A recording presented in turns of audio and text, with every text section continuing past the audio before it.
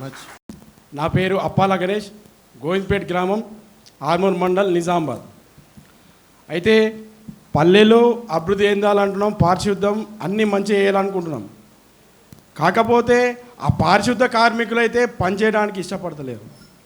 వాళ్ళ సాలీలు 9,000 రోజుకు ఎంత పడుతుందంటే 300 సుఖ పడతలేదు. ఆ చేసే పనికి అది సరిపోదు. ఖచ్చితంగా ప్రభుత్వం వాళ్ళకు ఒక 15,000 రూపాయలు అయితే ఖచ్చితంగా ఇవ్వాలా, అయితేనే వాళ్ళు ముందడికి వస్తారు. అదేవిధంగా సెంట్రల్ ఫండ్ వేస్తున్నారు, స్టేట్ ఫండ్ ఆపుతున్నారు.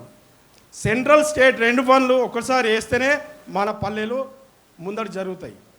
అదేవిధంగా 2011 జనాభా ప్రకారం ఫండ్ అనేది వస్తుంది. 2000 జనాభా ప్రకారం నా ఊరు జనాభా 3,900, ఇవాళ 6,000కి వచ్చింది. ఆ నిధులు ఎట్లా సరిపోతాయి? ఖచ్చితంగా జనగణన చేయాలా, చేసి ఈ జనాభా ప్రకారం మాకు ఫండ్స్ ఇవ్వాలని నా యొక్క డిమాండ్.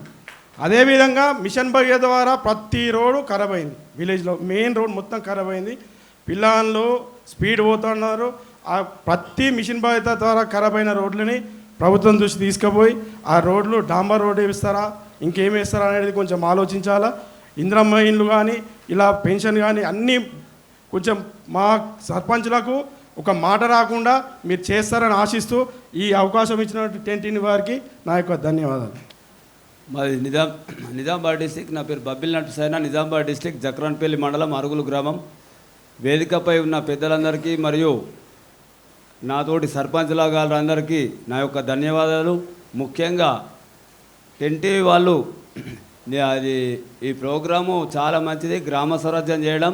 దీంతో మేము ఇంకా ముందు అన్నీ తెలుసుకుంటామని, అంటే మాకు తెలియని విషయాలు కూడా తెలుస్తాయి. ఇటువంటి ప్రోగ్రాలు ఇంకా ఎన్నో పెట్టాలని నేను కోరుకుంటున్నా సార్. మీకు ధన్యవాదాలు. అంతేకాకుండా సార్, నేను ఉపాధి హామీలో 18 సంవత్సరాలు క్షేత్ర సహాయకుడిగా చేసి ఈ 5 సంవత్సరాలు నేను అంటే ఎస్సీ రిజర్వేషన్ వచ్చింది, దాంట్లో నిల్చోండి 5 సంవత్సరాలు మీకు సేవ చేస్తారని గడప గడప వెళ్ళడం జరిగింది. నామినేషన్ వేసిన తర్వాత వెళ్ళాను, గెలిచిన తర్వాత కూడా ఇంటింటికి వెళ్ళాను సార్. వాళ్ళకు ప్రమాణ శిఖర మహోత్సవంలో వాళ్ళకి హామీ ఏమి ఇచ్చినట్టే మన అందరిది ఒకటే కుటుంబం, ఇక్కడ వర్గాలు లేవు, ఏం లేవు, పార్టీలకు అతీతంగా మనం గ్రామాన్ని అభివృద్ధి చేసుకుందామని చెప్పడం జరిగింది. మరియు వితంతు పెన్షన్లు అన్నగారు అదొక సమస్య. మరీ పేదవాళ్ళు సార్, ఇందిరమ్మ ఇల్లు 5 లక్షలు వస్తాయని కట్టిర్రు, వాళ్ళు పిల్లలు చూసిర్రు.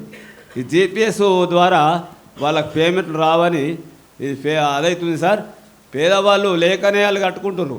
5 లక్షలు వస్తాయని ఆశతో ముందస్తు వాళ్ళు పిల్లలు వేసుకోవడం జరిగింది. అటువంటి అవిట్లకు డబ్బులు రావాలని వాళ్ళు బాగా బాధపడుతుంది సార్. మా గ్రామంలో 6 కుటుంబాలు ఉన్నాయి, వాళ్ళకు కొద్దిగా డబ్బులు వచ్చేటట్లు చేయాలని నా విన్నపం. సర్పంచ్ గారు. Right, thank you Sandhya. Ranga